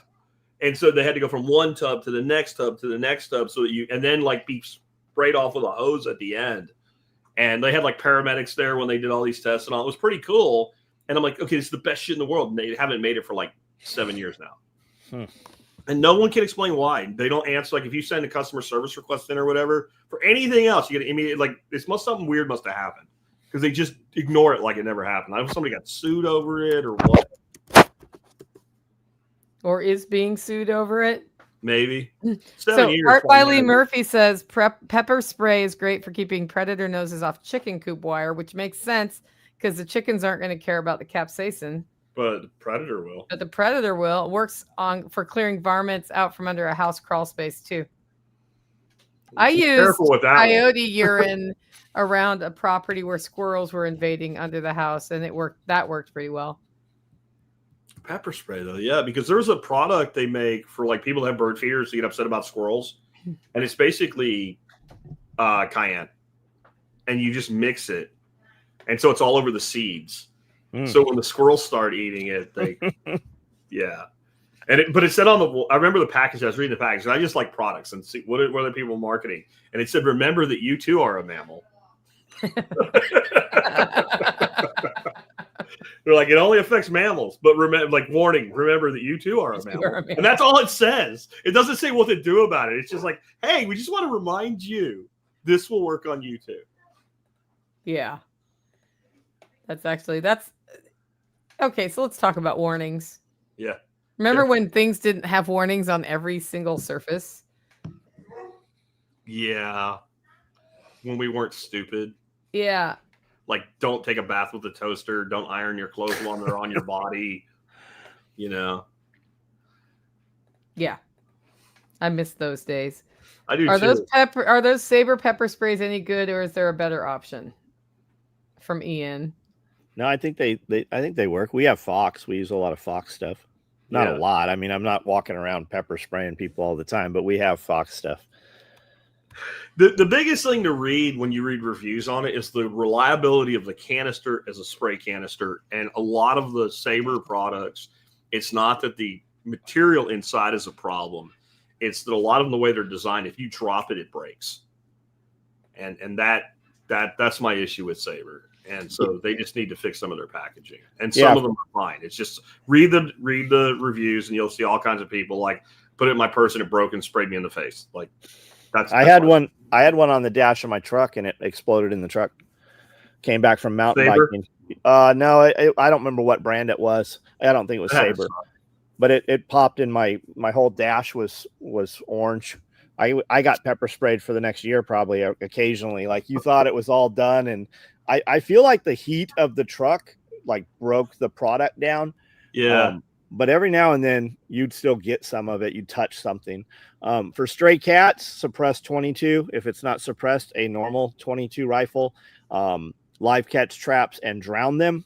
I know everybody wants to save these damn cats and go to all the hassle of that, but most of these people doing that are paying out of pocket to catch these cats and have them vaccinated and have them spayed or neutered and then re-release them. And there's still a problem. They're just not producing more problem. But they bite.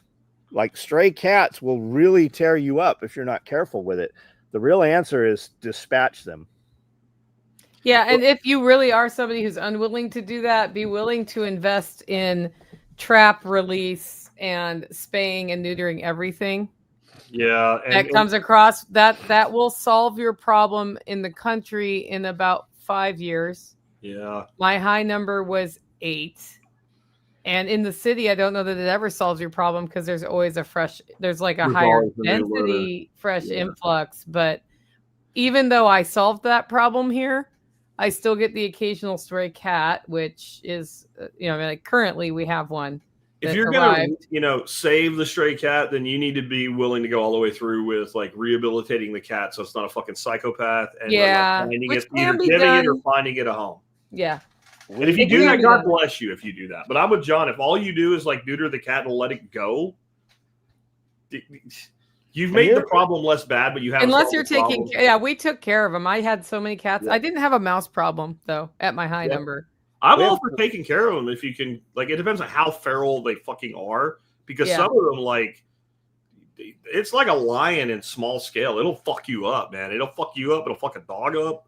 Like, we had one in a live catch trap. We caught the mom for the kittens that Josh had, caught, and the mom it was like something out of The Exorcist. It was around, it's crawling around upside down, and it bites, and it never would tame up. But to spay or neuter, like to fix a stray cat, you're $250. Yeah. You can go occasionally and get vouchers.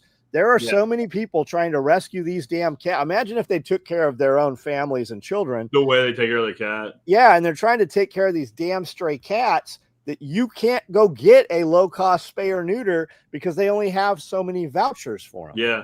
And I'll say this, like, at least a cat's a domestic animal. The people that believe in live catching and releasing problem predators, well, I took you 2 miles down the road. So you made it somebody else's problem. Yeah. Like, if you took it out in the middle of fucking Jabip in the wilderness and let it go, okay, I'll respect that. But if you just take a live caught fox or coyote or something and you take it a couple miles down the road and you live out in farm country, you just made that animal somebody else's problem. That's all you've done.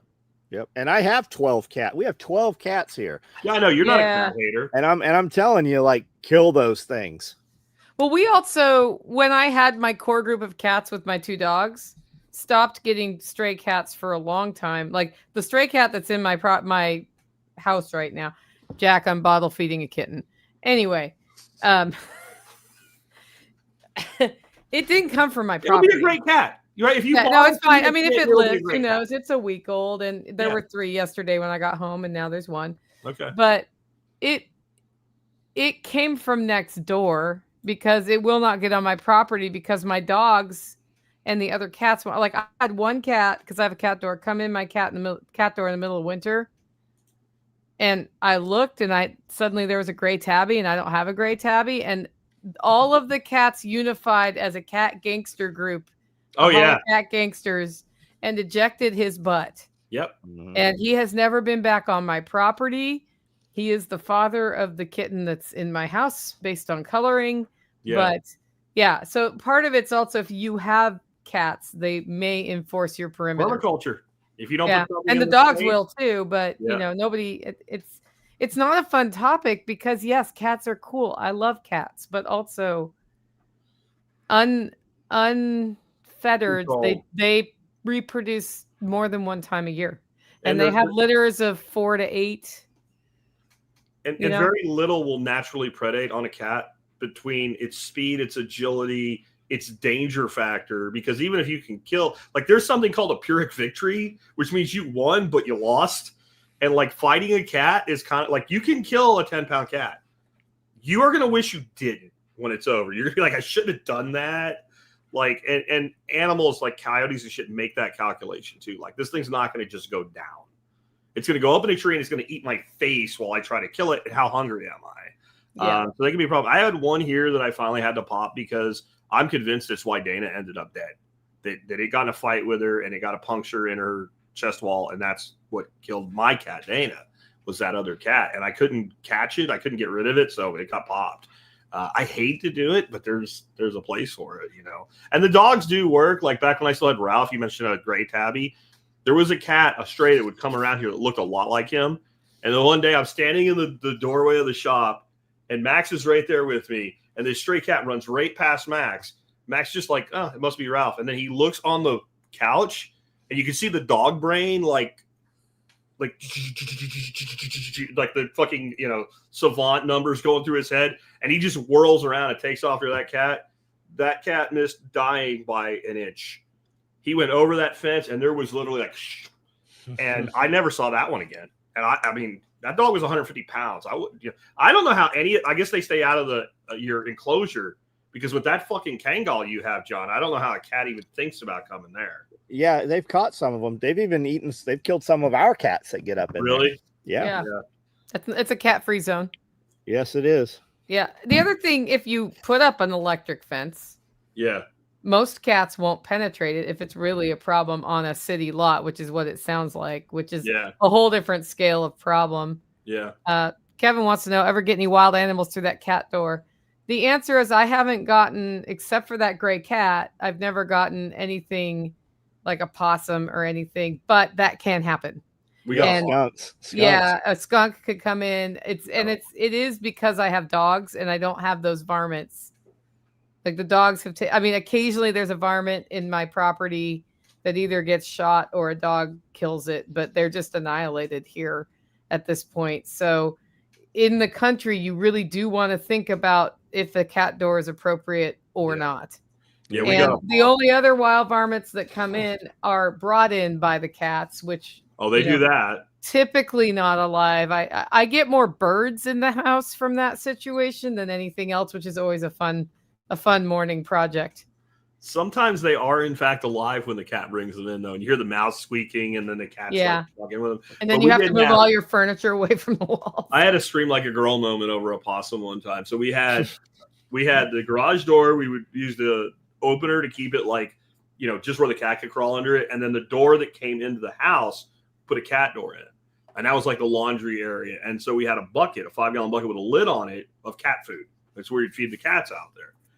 And the one day I go in there and I take the lid off the bucket, and the possum had come in through the cat door and then like lifted the lid on the bucket and went inside. It was sitting there like pigging out on cat's food inside the bucket. So you take the lid, and like this fucking possum like jumps up on the side of the bucket and shows its teeth, and the two dogs are right there. So I screamed as much out of fright as to try to like scare the possum back in the fucking bucket, because I'm like, I'm going to have a husky and a lab mix just ripping possum shit all over the fucking house if this goes wrong. And like, I'm there, my nuts are exposed to the possum's teeth. I know they're supposed to play dead, but there's no guarantee of that. So yeah, I screamed like a girl. This is where it gets funny, because if it's not me screaming like a girl being funny once, the whole family comes over, and Dorothy's making fun of me for this. Like the nephews and nieces and aunts and uncles are all there and shit. And I'm like, well, you tell me what you would do if you came in here and they all follow me and you opened the bucket and the fucker was in there again. He was like he was set it up like, and he's like again. And it's like, and I scream like a girl again. I'll admit it. So you would too, John. We go out. We have a big bowl, like a plant stand that we put a gallon of cat food in there when we feed, and you'll come out there and there'll be a possum sitting there with the cats eating it. We have some pretty big possums here. If they get where the dogs are, the dogs kill them. Every now and then I'll walk out at 4 a.m. and there'll be a dead possum. And now I know if there's a dead possum that the big dog has come over the inside fence and he's killed it, but they never eat the possum. No, they don't ever eat them. Most dogs, when they play possum, will leave them alone. Like Max used to leave them alone. When I had Charlie here, we moved into our possums everywhere, and I just started finding random dead possums laying all over the place. Because when they play dead for him, he's like, "Okay, you want to make it easy? Then I'll make." But they would never. I never saw anything eat one of them. Yeah, I don't know if he snaps their necks or what, because they're always dead, but there's not any damage. Strange.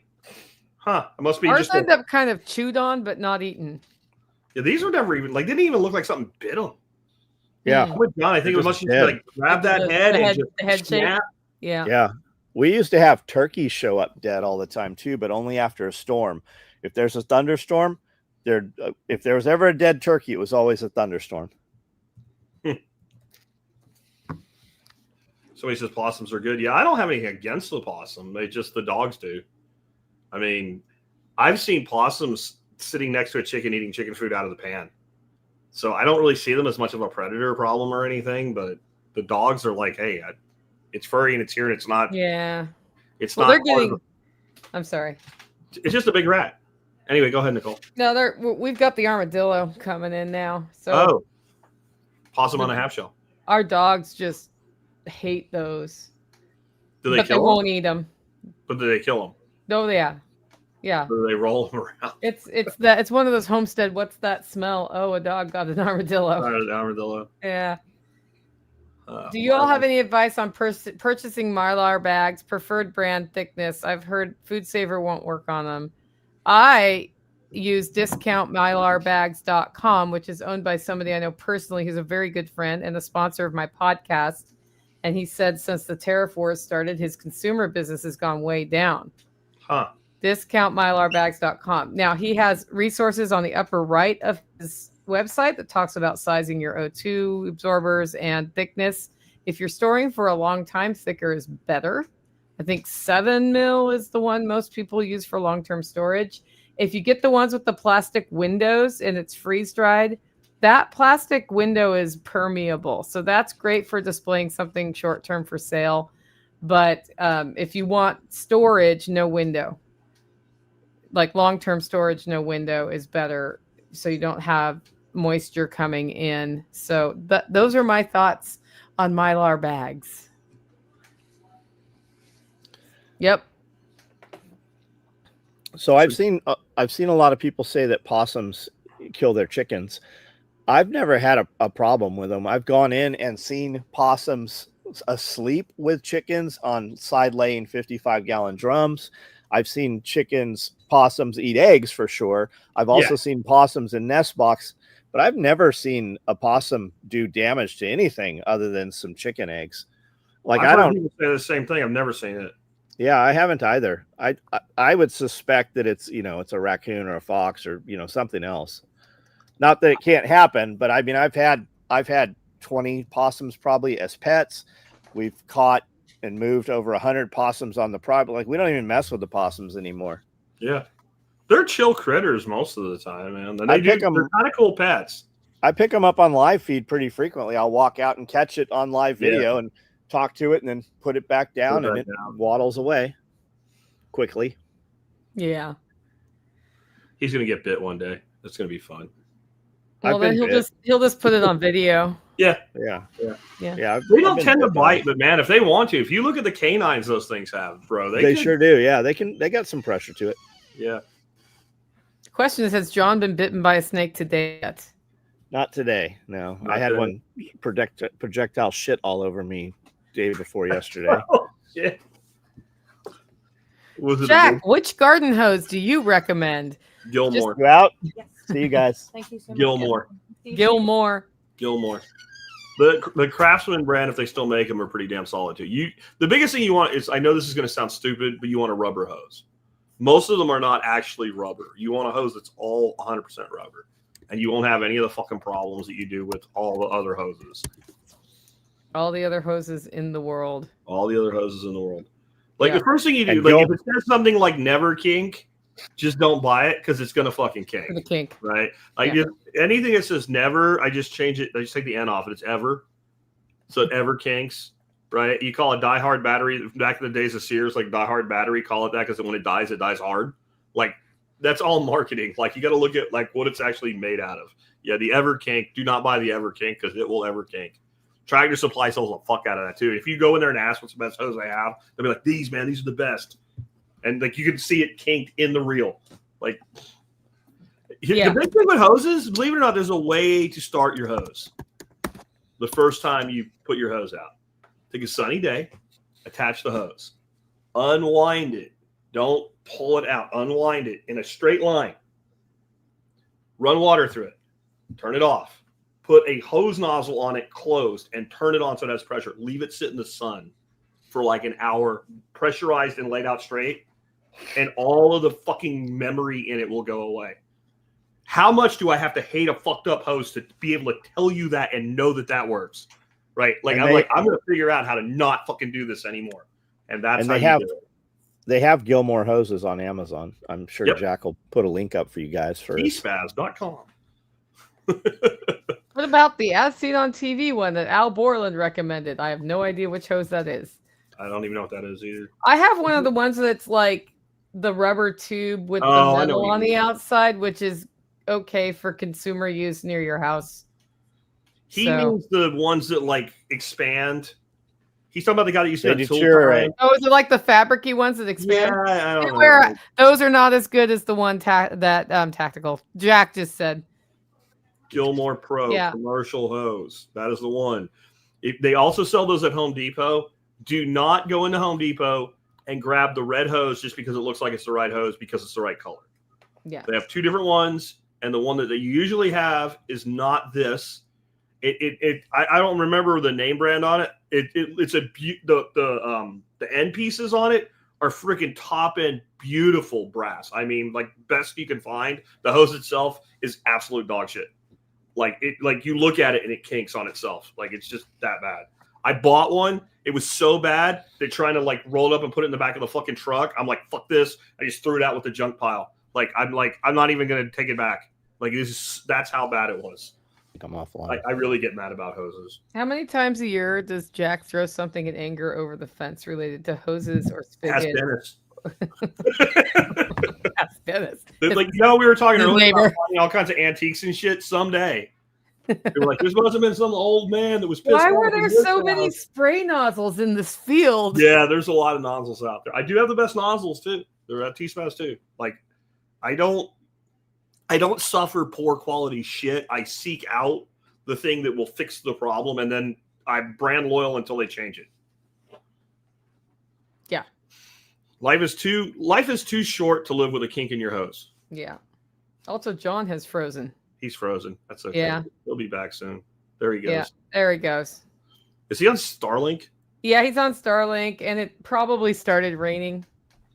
See, that's why I haven't done it yet. I've thought about moving to Starlink and getting rid of Spectrum because the price of cable internet and all of it now is stupid expensive. And I have at least one outage a week, and usually like right in the middle of a live feed, or like I'm done with the live feed and you're at that Nicole, when you're on that all you have to do is hit submit and send your email and you're done for the day. And it's like somebody's fucking watching me and like, turn it off right now. Yeah, they're like, we'll show him. Well, and then when that happens to Jack and he has to wait 6 more hours that day to get his show produced, he is furious with you as a vendor. Yeah, I'm not happy. Yeah. Or I'm sitting here with a tethered phone and it's glitching out as well, and you're like, all I need to do is social media and an email. That's all I need to do. What you need to do is get your buddy David to move in next door to you and have him on Starlink. So I got both. And then, because that's what I've got. I go next door to Nighthawks if it runs out here and I can't do cell. I just get on his Starlink because it's the last thing. And then what will happen on Starlink is from time to time, it runs out. What I really need to do is my backup, and I have it sitting out there in a box. Yeah. I just haven't gotten to do it yet. I bought a cell phone booster because that tower that's right there. Yeah. For my house. Yeah. It doesn't actually go to my phone because it's in the shadow. Yeah. So what I need to do is get up on my shop with a freaking fence post that bolted to the roof like I did with the repeater thing out there, and I need to install that. And then I would have like a full 5G signal on my cell phone, and it would be fine for backup. Yeah. But I just haven't done it yet because it involves work, and I've been tired. Yeah, well, it's fall time for you. Yeah, I just smoked a 30-pound chuck roll. Yeah. That was fun. That's all in the freezer in pieces now for the workshop. And for the workshop, yeah. It's pre-workshop cooking season. So that sucked, like that for every kink in everybody's works. And now we have to have the property more ready than we would have otherwise for people. And so that's more work. And yeah. You're getting some work days from our friend in advance? Oh, do you mean JR? Yeah. Yeah, he was here last night. Okay, good. But not working.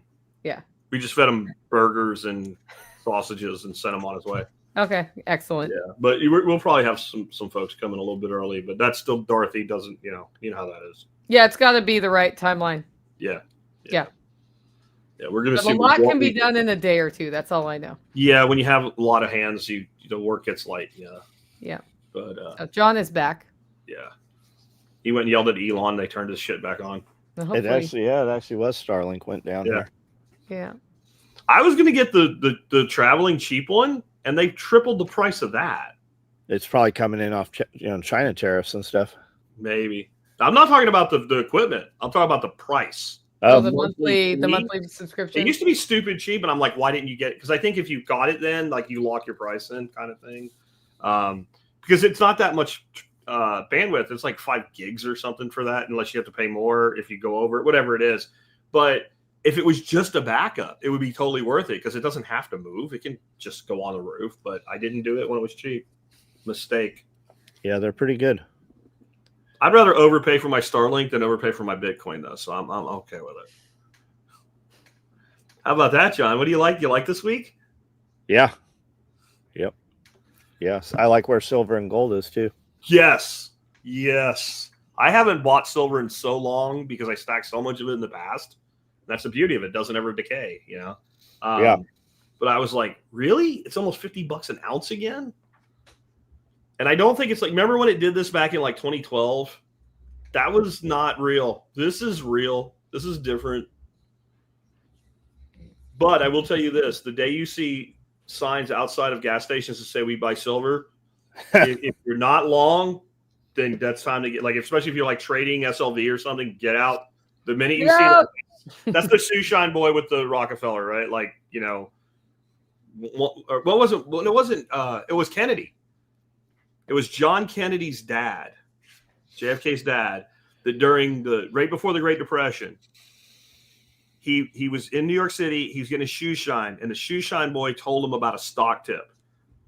And he went to his broker, and he's like, fucking get rid of it all. Get rid of everything. This is it. We're out. And so the Kennedys were out of the market when it crashed. And it was because, that's the story anyway, that Joe Kennedy Sr., was given a tip from a shoe shine boy and said, no, fuck this. This has to end badly. On that note, we've come up on the 2-hour mark. Let's go once around the horn. I know that went fast today, didn't it? Yeah. It was a good day. John, why don't you start? John, SOE Tactical Gear here on YouTube. Also follow me on Instagram. The content's a little bit different there. I do a live almost every single night on YouTube and have for the last 10 years. 9 o'clock Central Time. Jump on. We can talk about whatever you want. We show all the product we made each day in the beginning, and then we just have a conversation amongst friends. I'm Nicole Sauce from the Living Free in Tennessee podcast. Connect with me there. And we've got a really cool farm-to-table dinner coming up on November 15th. Get your tickets at livingfreeintennessee.com. There'll be a guest chef in. There will be a wild forage walk before dinner, and that forage is folded into it. It is all sourced from either my homestead or other farms around us. It's the true experience. Check that out, livingfreeintennessee.com. I am Jack Spirko. If you're new to me, this is not a typical look. Look, we're growing in a Santa beard this year is some fun stuff. And I think it'll be really full by the November workshop, Nicole. At least I'm betting on that. I've been working on it since July. But my show is called the Survival Podcast. We've been around a while, 17 years. Yesterday's episode, people really liked it, so you might want to check it out. Your job is not the problem. You are. Episode 3742. And if you like what you heard from us today, maybe pick up my book, Laws of Life. You can find it on Amazon. Make it a great week, everybody.